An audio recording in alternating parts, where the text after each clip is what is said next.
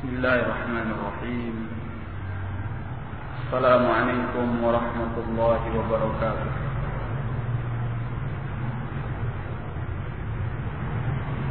Innal hamdalillah nahmaduhu ta'ala wa nasta'inuhu wa nastaghfiruh wa na'udzu billahi min shururi anfusina wa sayyiati a'malina. من يهده الله فلا مضل له ومن يضلل فلا هادي له. أشهد أن لا إله إلا الله وحده لا شريك له وأشهد أن محمدا عبده ورسوله. أما بعد فيقول ربنا تبارك وتعالى يا أيها الذين آمنوا اتقوا الله وقولوا قولا سديدا يصلح لكم أعمالكم ويغفر لكم ذنوبكم ومن يطع الله ورسوله فقد فاز فوزا عظيما. يا أيها الذين آمنوا اتقوا الله حق تقاته ولا تموتن إلا وأنتم مسلمون. يقول نبينا عليه الصلاة والسلام فإن أصدق الحديث كتاب الله وخير الهدي هدي محمد صلى الله عليه وعلى آله وسلم وشر الأمور محدثاتها فإن كل محدثة بدعة وكل بدعة ضلالة وكل ضلالة في النار. Ikhwani fid din, rahimani wa rahimakumullah.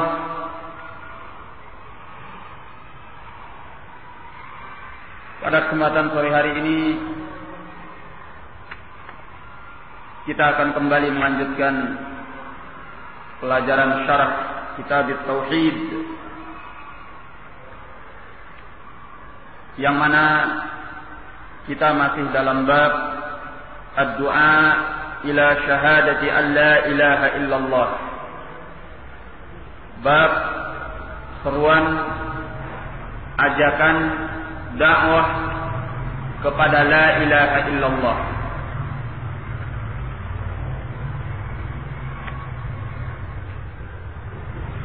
Kita sampai pada halaman yang ke-41 dari syarah Syekh Ahmad bin Yahya An-Najmi rahimahullah terkait dengan hadis mengenai diutusnya Mu'adz bin Jabal ke negeri Al-Yaman, yaitu hadis Abdullah bin Abbas radhiyallahu anhuma yang dikeluarkan oleh Al-Bukhari dan Muslim. Telah diterangkan di dalam hadis yang mulia ini mengenai wasiat Nabi sallallahu alaihi wa ala alihi wasallam agar Mu'adz memulai dakwahnya dengan la ilaha illallah. Kemudian apabila mereka menerima la ilaha illallah, barulah Mu'adz mengajarkan kepada mereka salat yang 5 waktu. Az-Zuhr, Al-Asr, Al-Maghrib, Al-Isya dan Al-Fajr. Kemudian dinyatakan oleh Nabi sallallahu alaihi wa ala alihi wasallam fa inhum ata'uka lidzalik fa'alimhum anna Allah farada 'alaihim shadaqatan tu'khadhu min aghniyaihim faturaddu 'ala fuqara'ihim. Jika mereka mentaatimu untuk yang demikian itu, maka beritahukan kepada mereka bahwasanya Allah Subhanahu wa ta'ala telah menfardukan atas mereka sebuah sedekah yang diambil dari orang-orang kaya mereka, kemudian diserahkan kepada orang-orang fakir mereka.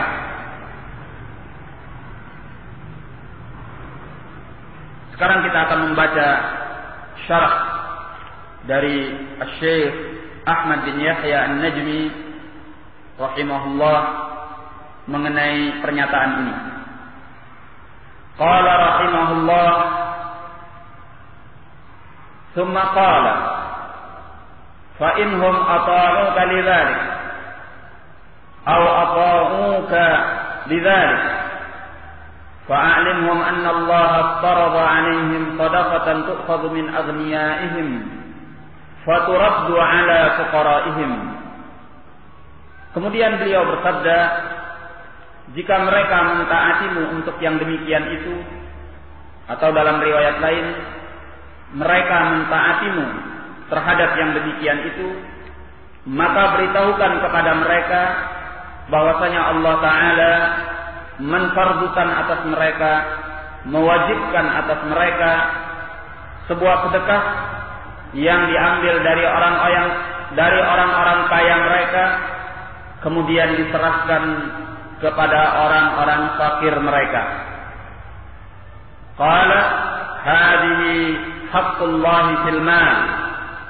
Ini merupakan hak Allah di dalam harta. Kama anna as-salata haqqullahi fil badan.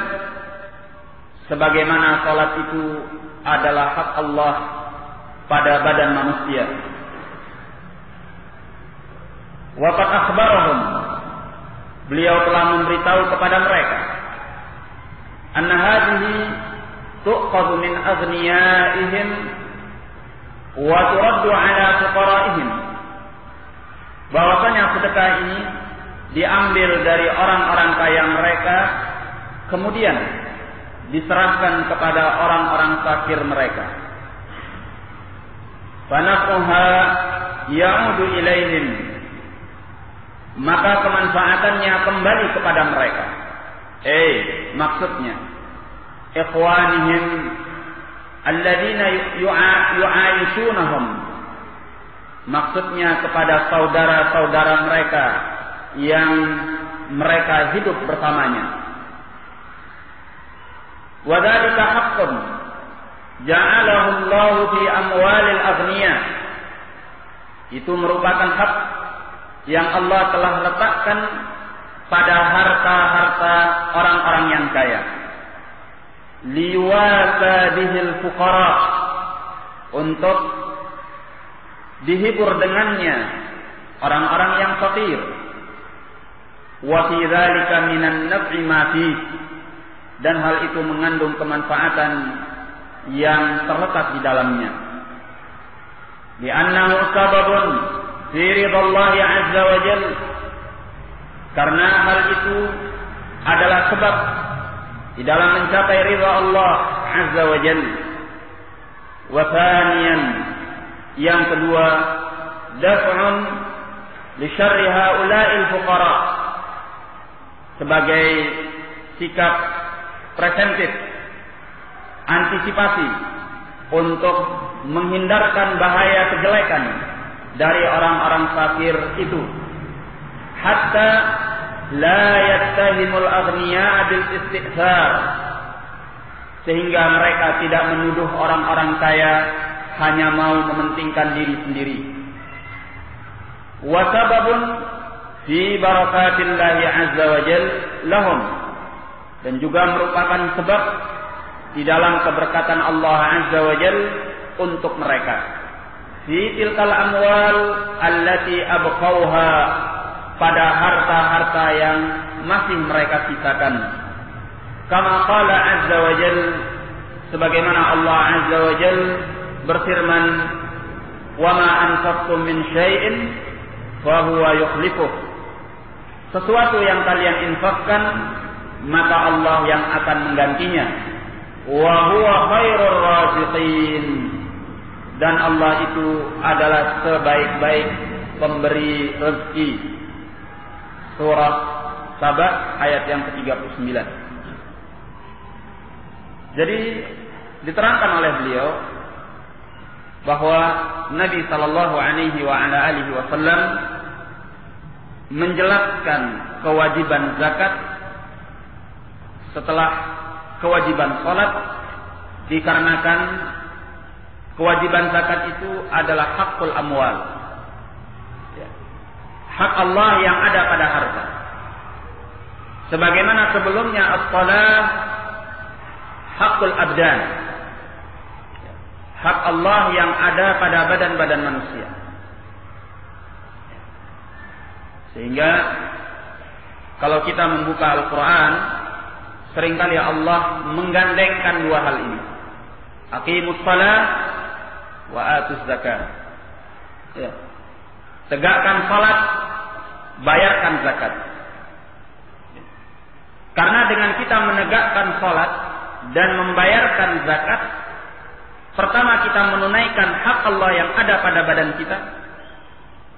Yang kedua, kita menunaikan hak Allah yang ada pada harta kita. Ini masih dalam rangkaian tauhid. Sebagai bukti bahwa kita adalah hamba Allah. Sehingga kita menunaikan hak-hak Allah yang ada pada diri kita dan hak-hak Allah yang ada pada harta kita. Karena kita adalah hamba Allah. Kemudian diterangkan oleh beliau bahwasanya zakat ini diambil dari orang-orang kaya mereka dan diserahkan kepada orang-orang fakir mereka. Sebagaimana yang telah kita jelaskan bahwa pernyataan ini menunjukkan bolehnya menyerahkan zakat kepada satu golongan saja dari 8 golongan yang disebutkan di dalam Al-Quran. Jadi tatkala kita mengeluarkan zakat, itu tidak mesti harus dibagi kepada 8 asnaf. Ya. Tapi boleh kita keluarkan kepada salah satunya. Kemudian kenapa dikhususkan penyebutan al-fuqara dan tidak disebutkan golongan-golongan yang lainnya? Dikarenakan hakul fuqara akad, haknya orang-orang fakir ini lebih kuat, karena mereka sangat nyata membutuhkan. Sebagaimana yang telah kita jelaskan bahwa al-fakir apabila disebutkan dengan sendirinya, maka termasuk di dalamnya al-miskin.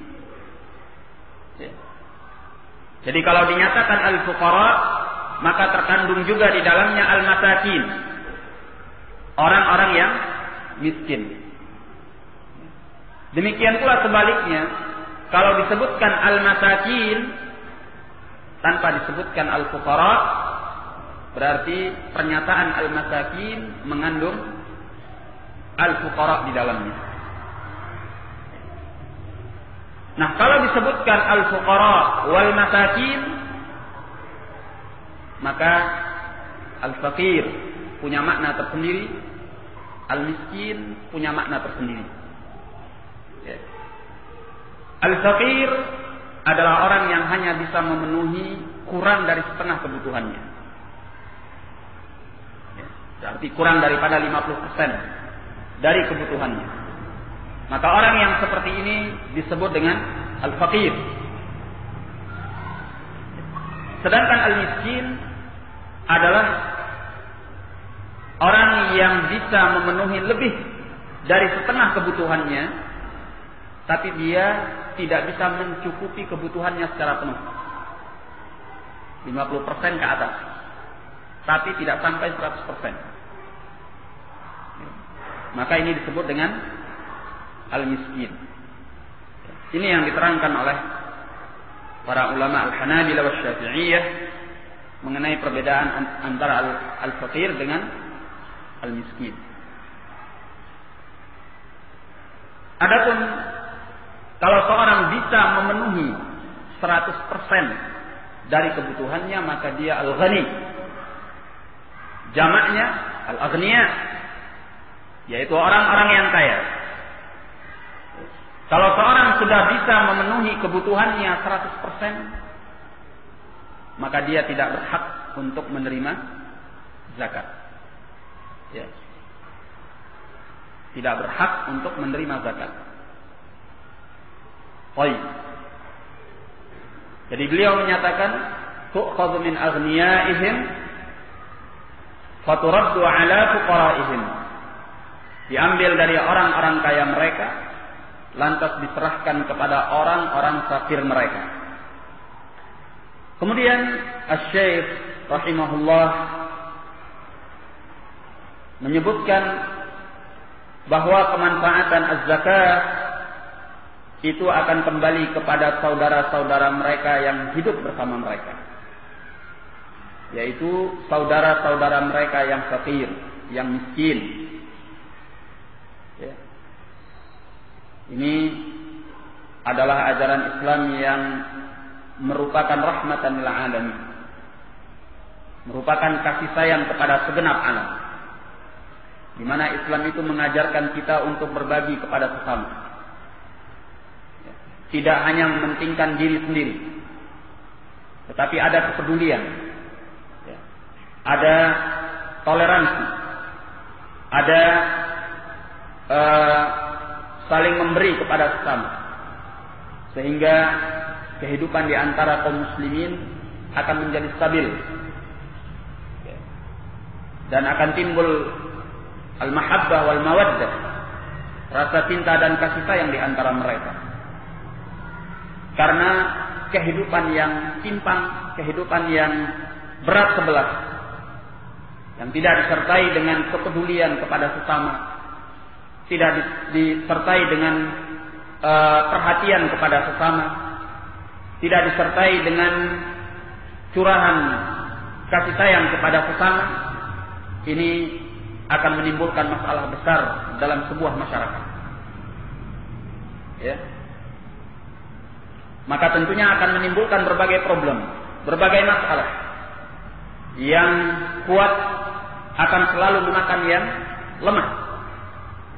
Sebagaimana yang lemah menanti kesempatan kapan dia bisa mencuri, mengambil hak yang kuat tanpa disadari.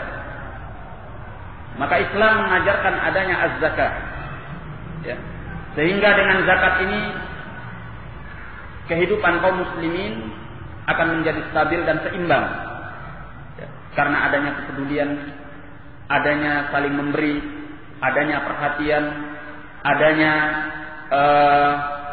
sikap untuk menyebarkan kasih sayang di antara mereka, sehingga problem-problem itu bisa dihindarkan dan dijauhkan daripada kaum muslimin. Ya. Ikhwani fiddin rahimani wa rahimakumullah. Beliau menyebutkan beberapa kemanfaatan di sini. Di antara yang beliau sebutkan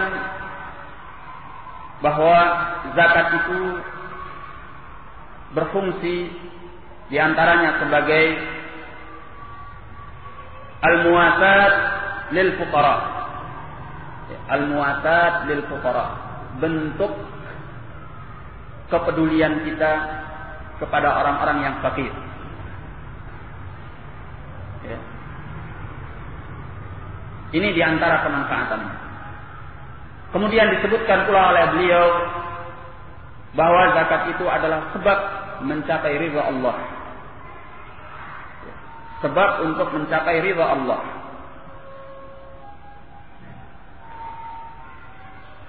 Kemudian disebutkan pula oleh beliau Di antara kemanfaatan az-zakah adalah untuk mencegah keburukan yang ditimbulkan oleh orang-orang yang fakir terhadap orang-orang yang kaya. Ya. Kalau orang-orang fakir ini mereka dibantu dengan harta zakat, ya, mereka diberi sehingga mereka mendapatkan kecukupan hidup mereka, ya, maka mereka tidak butuh lagi untuk berbuat jahat kepada orang-orang yang kaya. Ya. Tetapi kalau seandainya orang yang fakir mereka merasa dibiarkan, mereka merasa dibelakangkan, ditelantarkan, maka mereka akan mulai berpikir sesuatu yang tidak baik di dalam benak mereka. Ya. Hal yang pertama muncul adalah praduga jelek di dalam hati mereka terhadap orang-orang yang kaya. Yang kedua adalah bagaimana mereka akan mengambil dan merampas harta orang yang kaya itu untuk kepentingan mereka. Ya. Maka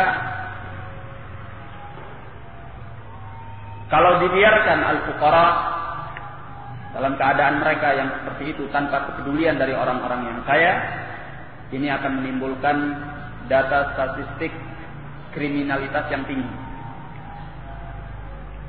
Sebenarnya dengan ajaran zakat, kaum muslimin itu dicukupkan oleh Allah dari segala kejahatan-kejahatan yang terjadi di tengah-tengah mereka. Ya. Sebenarnya tidak perlu lagi ada pencurian, ya. Tidak perlu lagi ada perampokan, tidak perlu lagi ada pembunuhan atau yang semacamnya. Apabila orang-orang yang merasa butuh, orang yang merasa perlu, orang yang merasa miskin dan fakir ini dicukupkan mereka dengan harta zakat. Nah, ini adalah kemanfaatan zakat yang luar biasa. Sehingga dengan demikian, maka kehidupan di antara kaum muslimin akan stabil dan seimbang. Baik. Kemudian di antara kemanfaatannya disebutkan pula bahwa di dalam zakat itu mengandung sebab datangnya keberkatan Allah Azza wa Jalla pada harta-harta orang-orang kaya yang masih tersisa pada mereka. Ya. Jadi kalau orang-orang kaya ini mengeluarkan zakat, itu maknanya bahwa dia mengundang keberkatan Allah Azza wa Jalla pada harta yang masih ada pada dirinya. Ya.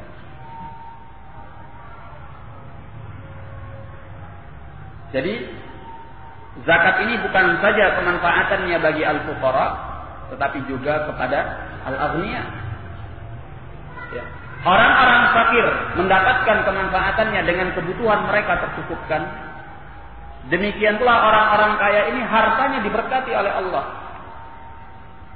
Ya. Maknanya diberkati oleh Allah bisa jadi ditambah oleh Allah dalam bentuk nominal mungkin. Ya. Ditambah oleh Allah dalam bentuk fisik mungkin. Ditambah oleh Allah dalam bentuk banyak kemanfaatannya, banyak kebaikannya untuk dirinya dan keluarganya, itu juga mungkin. Al-muhim bahwa di sana akan diberikan keberkatan pada harta yang masih disisakan setelah zakat. Ya. Jadi kalau kita ingin harta kita diberkati oleh Allah, keluarkan zakatnya. Ya. Keluarkan zakatnya. Karena harta yang semestinya kita keluarkan untuk zakat itu bukan hak kita, tetapi hak saudara-saudara kita yang membutuhkannya dari 8 golongan yang disebutkan di dalam Al-Quran. Barakallahu fikum.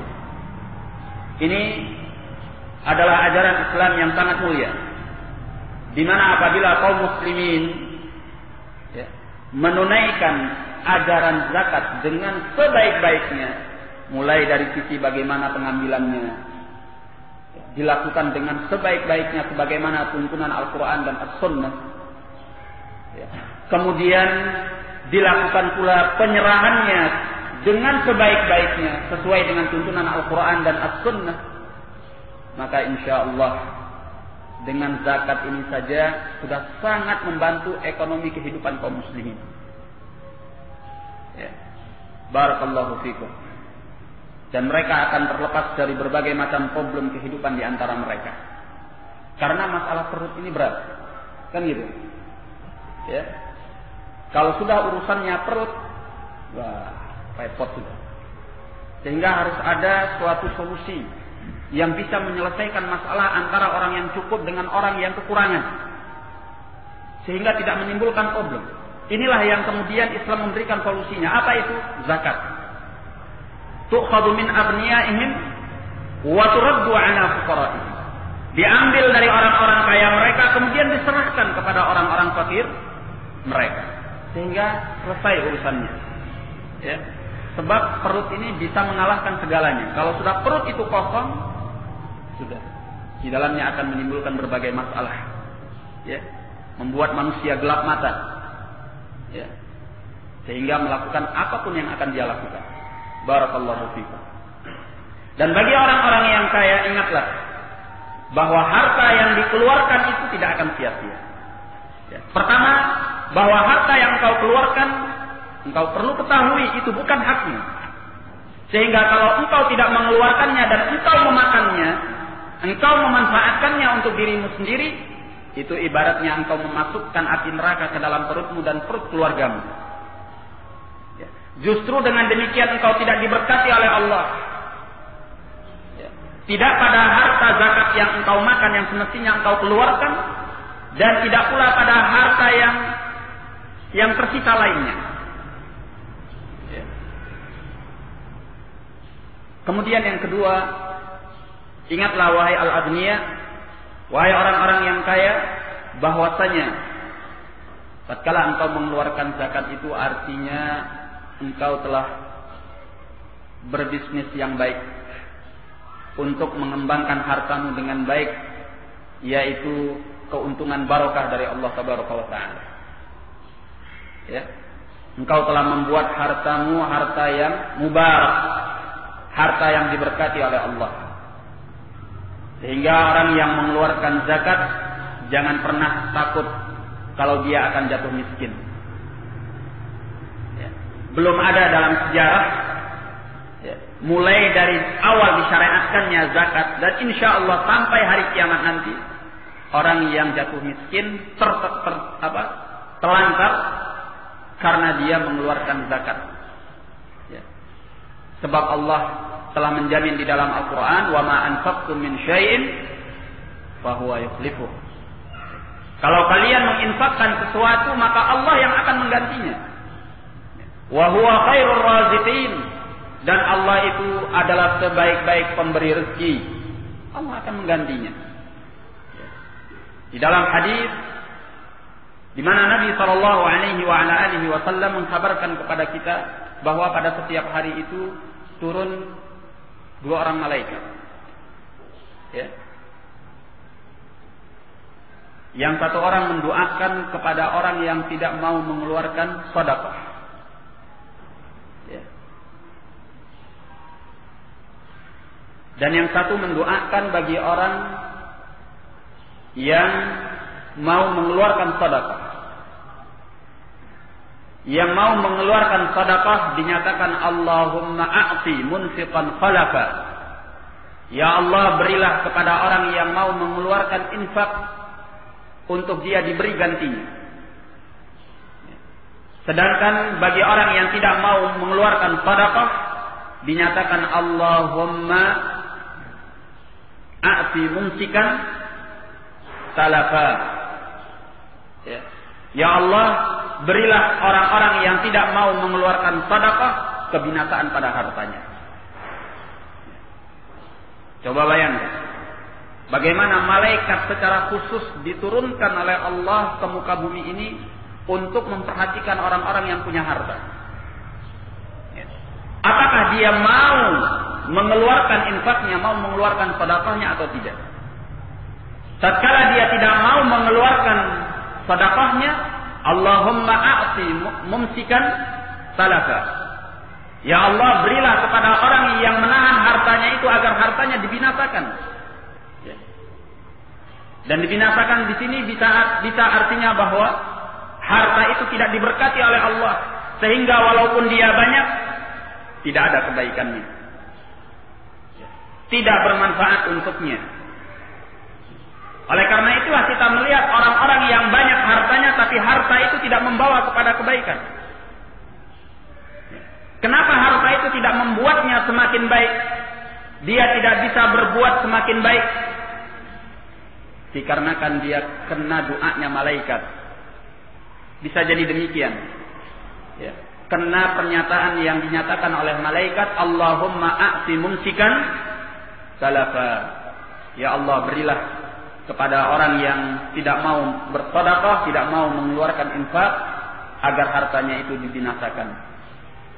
Ya.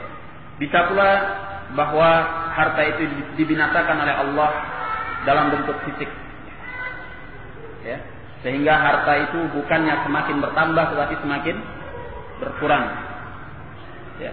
Tatkala orang semakin pelit untuk tidak mau mengeluarkan zakat, tidak mau mengeluarkan sedekah, tidak mau mengeluarkan infak, maka bukan hartanya semakin bertambah, tapi semakin hari semakin berkurang dan semakin habis. Nah, sedangkan orang-orang yang mau mengeluarkan infaknya, sedekahnya, zakatnya, dinyatakan Allahumma a'ti munfiqan khalafa. Ya Allah, berilah kepada orang-orang yang mau mengeluarkan infaknya apa yang menjadi gantinya. Nah, ikhwani fiddin rahimani wa rahimakumullah. Inilah yang diajarkan oleh Nabi sallallahu alaihi wasallam setelah as-salat, yaitu ajaran az-zakat. Qala thumma qala. Kemudian beliau bersabda, fa inhum ata'uka lidzalik fa iyyakum wa tara'ima amwalihim. Maka jika mereka mentaatimu untuk yang demikian itu, maka hindarilah olehmu qara'im amwalihim, harta-harta mereka yang berharga. Maksudnya la ta'khudha fi zakat, janganlah engkau mengambil harta-harta mereka yang berharga di dalam zakat. Jadi zakat itu tidak diambil dari harta-harta yang berharga, tapi diambil dari harta-harta yang pertengahan. Tidak harta yang buruk, tidak pula harta yang mahal yang dicintai oleh pemiliknya, tapi yang pertengahan, yang mana pemiliknya itu kalau mengeluarkan, dia akan mengeluarkan dengan bithibatin min nafsih, dengan kerelaan daripada hatinya. Itulah mengapa Nabi sallallahu alaihi wasallam mengajarkan agar jangan mengambil az-zakat dari harta-harta yang berharga yang dicintai oleh pemiliknya. Qala fatadlimuhum bi akhdhil qara'im allati hiya a'la min al-wajib 'alaihim. Sehingga engkau akan menzalimi mereka dengan mengambil harta-harta yang berharga, yaitu harta-harta yang lebih tinggi nilainya dari apa yang diwajibkan kepada mereka. Jadi standar yang wajib dikeluarkan itu ada, diterangkan di dalam sunnah Nabi Sallallahu Alaihi Wasallam. Ya. Maka jangan lebih daripada itu. Misalnya diterang di dalam sunnah harta yang dikeluarkan zakatnya dari an-nuqud, ya, emas dan perak.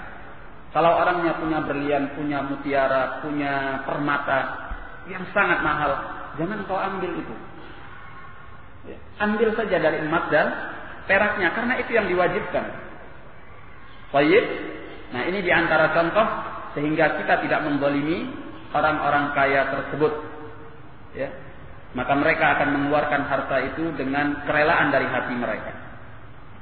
Qala fala yajuzu lil musaddiqi alladhi ya'khudhu az-zakata ay ya'khudhu al-karimah. Maka tidak boleh bagi orang-orang yang bersedekah lil musaddiq, bagi orang-orang yang memungut sedekah, memungut zakat, maksudnya alladhi ya'khudhu az-zakat orang yang mengambil zakat ayyakudal karimah, di mana dia mengambil harta yang berharga itu. Ini tidak diperbolehkan.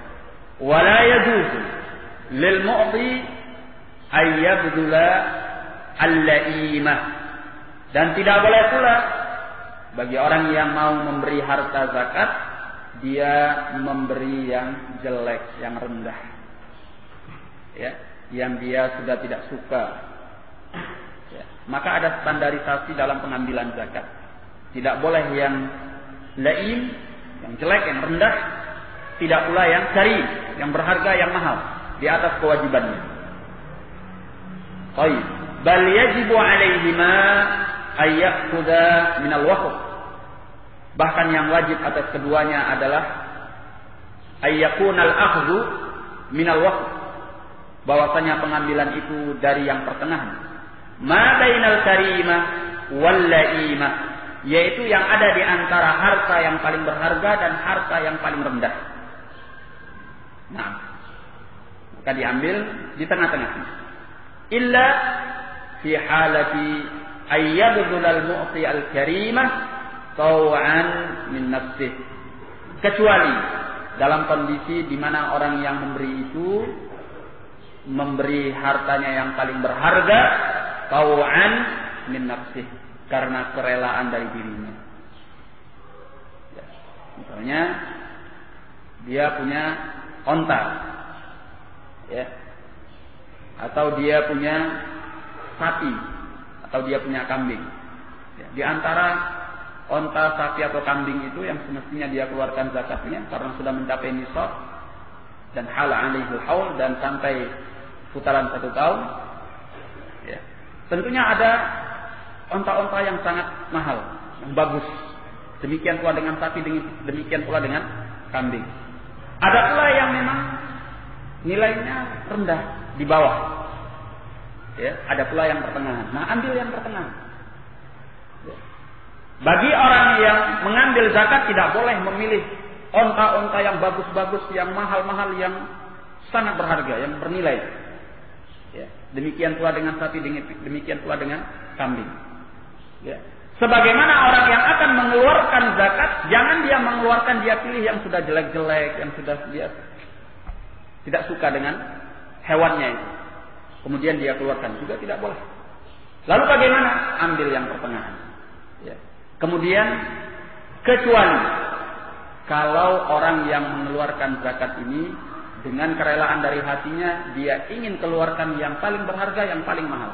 Dia serahkan ontanya atau sapinya atau kambingnya yang paling mahal. Ini ambil untuk zakat. Nah, kalau dari dirinya sendiri, maka tidak mengapa, insya Allah. Ya, tapi dari petugas zakat tidak diperbolehkan. Qala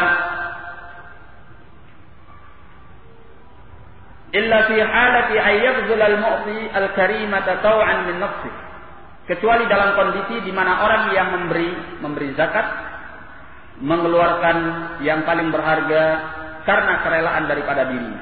Wa min hadza yu'khadhu annahu lamma amarahum biz-zakat awdaha lahum ma yajibu akhdhuhu hatta la yata'arradu li da'watil maghlum. Ya. Oleh karena ini bisa diambil pelajaran bahwa tatkala beliau memerintahkan mereka untuk mengeluarkan zakat, beliau sekaligus menerangkan kepada mereka apa yang seharusnya diambil daripada zakat itu, sehingga mereka tidak menghadapkan diri mereka kepada doa orang yang terzalimi. Ya. Nah, di dalam menjalankan syariat tidak boleh ada kezaliman. Ya. Karena Islam itu menolak segala bentuk kezaliman. Maka segala sesuatu dilakukan dengan baik, dengan hak, dan tidak dengan kezaliman. Kalau di dalam melaksanakan syariat itu ada kezaliman, maka kezaliman itu bukan dari Islam. Ya, sebagai contoh zakatnya tadi. Ya. Zakat itu adalah perkara yang disyariatkan, bahkan diwajibkan.